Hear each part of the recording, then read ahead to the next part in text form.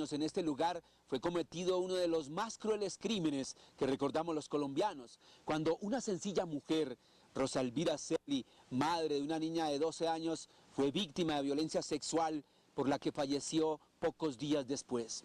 Vamos a hacer memoria de este hecho y a recordar que aquí fallaron todas las autoridades. Falló medicina legal, falló la línea de emergencias 123 y falló el sistema de justicia que había puesto libre al asesino que ya tenía varios antecedentes criminales.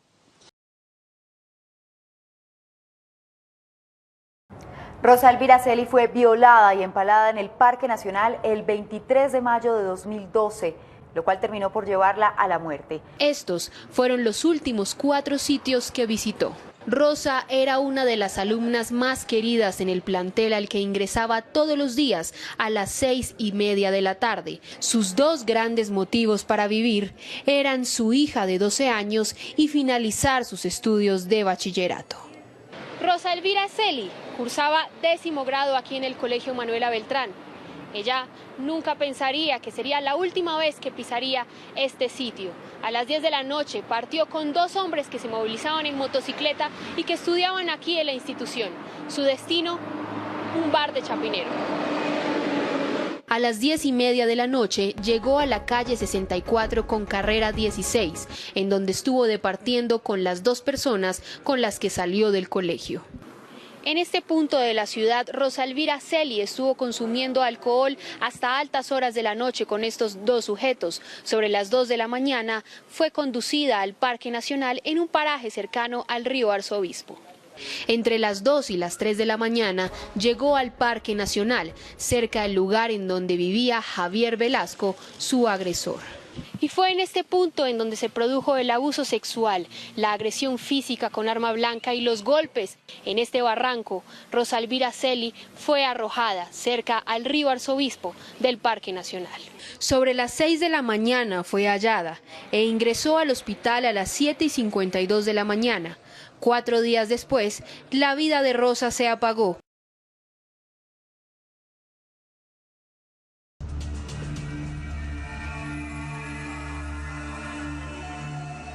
Palomino, emergencia 123, ¿en qué le puedo ayudar? Mi agente, buenos días. Estoy en un barranco violada. Búsqueme, por favor, ¿sí? ¿Cómo? Estoy en un barranco violada. ¿Qué está qué? En un barranco de la 45, abajo de la circunvalar. ¿Qué le pasó? Me violaron. ¿Qué? ¿Andando en un vehículo o qué? Sola, estoy solita. Tirada en un sitio terrible, no me puedo mover nada. Por favor, ayúdeme, sí. Cae Chapinero. Sí, señor. Deme un punto. En un barranco, en un barranco. Avenida Circunvalar con 45. Deme un punto de referencia donde usted se encuentra. Estoy violada, tirada en pelota. Ayúdeme, urgente, no me puedo mover. Emergencia 123, ¿en qué le puedo ayudar? Señor agente, buenos días. Es que fui violada en un barranco en la 45 con... Por favor. Señora, no le entiendo nada. Hable bien. Señor agente, me violaron. Ayúdeme, por favor. ¿Qué emergencia tiene? Señor, me violaron. Regale la dirección. En la 45 abajo. Búsqueme. ¿Dónde está? En un barranco. Calle 45. ¿Cómo se llama el barrio? Rosa Celi. No sé, no me puedo mover.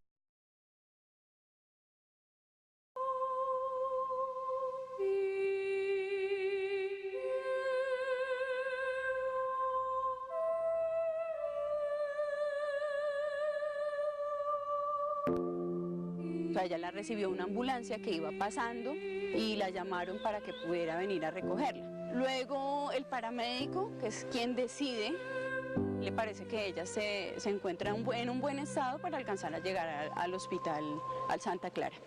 Cuando tenemos aquí a 2 minutos el hospital San Ignacio o el hospital militar.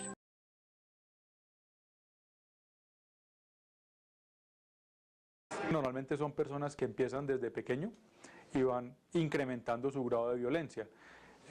Muchas veces son personas de un nivel intelectual promedio superior, o sea, tienen un trastorno de personalidad psicopática o un trastorno de personalidad antisocial, y se van adaptando y van cometiendo diferentes modalidades delictivas. Se creen muy inteligentes, logran superar muchas veces las capacidades de investigación o de denuncia de la sociedad, van creciendo entonces, digamos, en su carrera delictiva. También hay muchos casos reportados en los que ellos logran llevar una vida social muy normal, pasan desapercibidos en las comunidades o en el trabajo o en el estudio, etcétera, en diferentes ambientes, pero por otro lado pues ejercen la violencia de otras maneras. O sea, no es una persona que sea fácilmente perceptible por los otros como violento o de alguna manera preocupante tenerlo cerca, ¿no?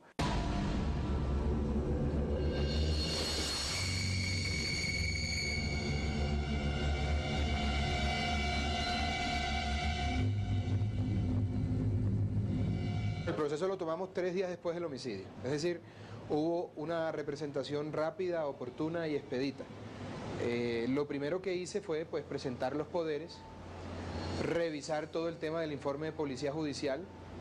En ese momento no se había dado, la policía no había capturado a este salvaje del homicida de Rosa Elvira Celi, y empezamos a trabajar de mano con la Fiscalía y la Policía a fin de agotar el programa metodológico por una parte y por supuesto coadyuvando la captura de este despreciable personaje como lo es Javier Velasco. Yo he conocido gente, criminales de todo tipo, y de verdad he quedado impresionado con la capacidad criminal de Javier Velasco, un hombre de sangre fría, capaz de cometer los actos más terribles como los que cometió con Rosa Elvira Celi. Asumimos el proceso, Javier Velasco capturado, lo llevan a la audiencia de formulación de imputación y medida de aseguramiento, asisto a esa audiencia como representante de las víctimas y empezamos todo el trabajo. Javier Velasco fue acusado por los delitos de homicidio agravado y tortura, es decir, pesaba contra él una acusación por un concurso delictual. Se agotó todo el procedimiento, se presentaron unos aplazamientos para la audiencia de acusación por cuenta de la defensa de Javier Velasco, que había pedido un dictamen psiquiátrico a los médicos psiquiatras de la Universidad Nacional con el único objeto de probar en juicio que su defendido era un inimputable y lograr así zafarse de la responsabilidad que tenía en el homicidio de Rosa Elvira Celi. Nosotros pues nos paramos en la raya, como comúnmente se dice. Trajimos también al proceso información de otros procesos en donde Javier Velasco había asesinado a otra mujer y precisamente por un dictamen de medicina legal había salido a la calle nuevamente. Si ese dictamen en su momento no se hubiese hecho de la manera en que se hizo, muy seguramente corrompiendo conciencias o pagando favores, Rosa Elvira estaría viva porque Velasco no hubiese salido a la calle. Este hombre, este criminal, ya había matado a una mujer, ya había hecho parte de un crimen y un crimen también atroz. Había violado a sus hijos e hijastros, que eso también es un delito mucho más grave, y había violado a una mujer que es trabajadora sexual. ¿Y qué pasó? O sea, decimos, si es el que mató a una mujer y se le dieron 12 o 11 meses en una clínica psiquiátrica y el psiquiatra dice que él está enfermo pero porque es alcohólico y luego lo dejan salir antes de ese tiempo y tiene que cumplir solamente unas horas en Alcohólicos Anónimos. O sea, eso me parece negligencia total. Velasco tenía unos antecedentes terribles de violencia sexual, de agresiones, incluso del homicidio de la persona que te estoy mencionando. Entonces, cuando el abogado no tuvo otra opción distinta a acudir a la formulación de acusación, el dictamen nunca apareció, por supuesto, los médicos de la Nacional no se iban a prestar para semejante entuerto. Era claro que Javier Velasco era una persona consciente de sus actos, porque era una persona que llevaba una vida absolutamente normal, tenía un trabajo, asistía al colegio al que asistía Rosa Elvira Celi, y su comportamiento se ajustaba a unos parámetros digamos, admitidos desde el punto de vista psicológico y psiquiátrico en lo que se refiere a una persona que no tiene desórdenes mentales. En otras palabras, Javier Velasco era una persona consciente de lo que hacía y asesinó, torturó y violó a Rosa Elvira Celis sabiendo lo que hacía. El femicida Javier Velasco asesinó en 2002 a una mujer campesina. Su caso fue resuelto por un juzgado de descongestión en el que ni siquiera se ordenó examinar el cadáver para determinar si ella, como sus víctimas posteriores, fue violada. El 3 de mayo de 2002, Javier Velasco dejó abandonado en este lugar el cadáver de Ismila Ochoa Ibáñez, con la cabeza cubierta con una chaqueta y el resto del cuerpo con una tela. Las autoridades que encontraron el cuerpo siguieron la huella de sangre que llegaba hasta este local y allí encontraron a Javier Velasco. Era una niña muy callada, no provocaba nada. Interrogado por el juez, Javier Velasco dijo que había conocido a Ismila Ochoa en un supermercado y que ese mismo día habían estado en una discoteca. Dijo que después fueron al taller de Velasco y que luego de tener relaciones sexuales ella lo atacó y él tuvo que defenderse. El procesado logró esquivarla y sacar otro machete que tenía debajo del colchón para su protección, pero ella le lanzó un nuevo golpe, por lo que la agredió varias veces. No sabe cuántas ni en qué parte del cuerpo, hasta que murió. Este caso de la señora Isminia, que fue la primera mujer que él asesinó, que cometió feminicidio. ¿Y qué pasa? El Estado, el juez de garantías que hizo, porque él estaba libre y vemos que también nos damos cuenta que cuando sale de este centro psiquiátrico es cuando viola a sus hijos. La señora pone la demanda, la denuncia, ¿y qué ha pasado? Tampoco ningún juez de garantías, ninguna comisaría de familia o ningún, no sé, fiscalía, qué sé yo, todos los que están involucrados, nunca se hizo nada hasta después de que fallece mi hermana.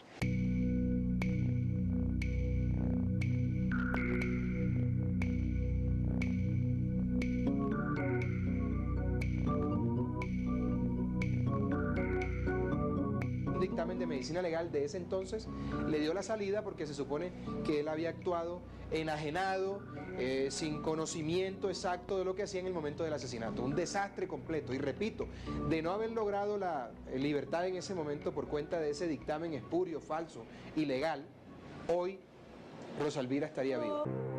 No podemos decir que fue un error del Instituto de Medicina Legal, sí fue un error del sistema. Es decir, si se hubiera detectado, si se hubiera previsto que esta persona podía volver a delinquir, nunca debió haber salido. Entonces fue un error del sistema. No digamos de quién o de cuál institución, pero sí fue erróneo que la persona hubiese salido porque miremos en lo que terminó, en otro crimen.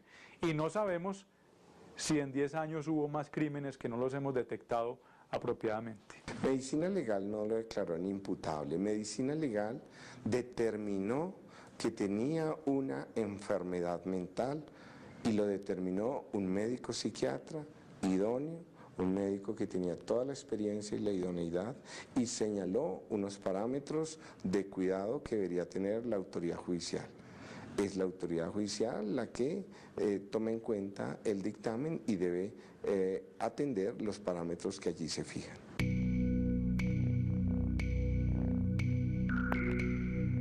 Manifiesta que él sí estuvo con ella, que estuvo compartiendo, que estuvieron en discoteca, que estuvieron tomando licor, cerveza. Incluso él habló de ingesta de estupefacientes y habló de que él llega un momento en que él ha perdido el conocimiento, que es cuando se va supuestamente a llevar a Rosa Elvira a la casa, o que la lleva a la casa de él. Hasta allí él cuenta que se acuerda y que ahí perdió totalmente conocimiento.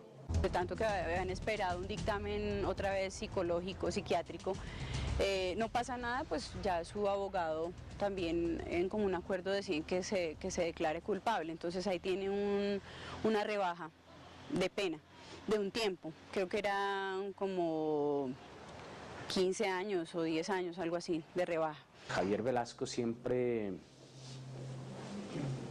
manifestó desde un comienzo que él no es responsable de la conducta que se le está investigando, que él no se acuerda, que él llega hasta un momento, hasta un espacio de su actuación que él considera tener lucidez y se acuerda perfectamente y que después de cierto momento él ha perdido el conocimiento, es lo que él expresa y es lo que él sostiene para tratar de enfrentar la situación.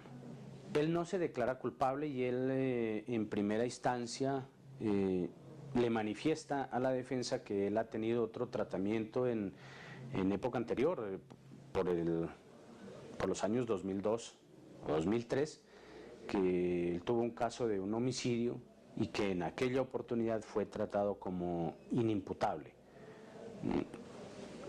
Aspiraba pues a que en esta oportunidad también tenga la misma suerte y tenga el mismo tratamiento.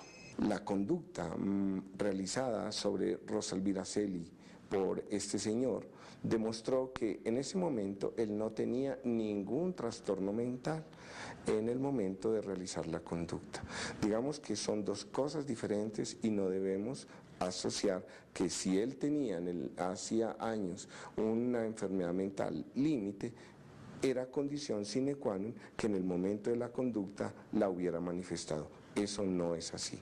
La valoración psiquiátrica última puso en evidencia de que esta persona en el momento de cometer los hechos no tenía ningún trastorno mental. ¿Por qué un juez de garantías da un dictamen antes de verificar bien qué hizo este criminal?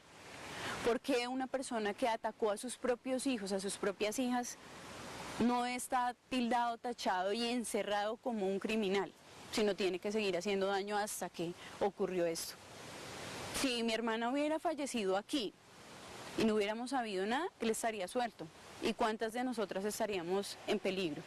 ¿Y cuántos Javier Velascos más hay en la calle? ¿Y cuánto tenemos que esperar para que el Estado nos proteja, para que prevenga todo esto? ¿Cuánto tiempo?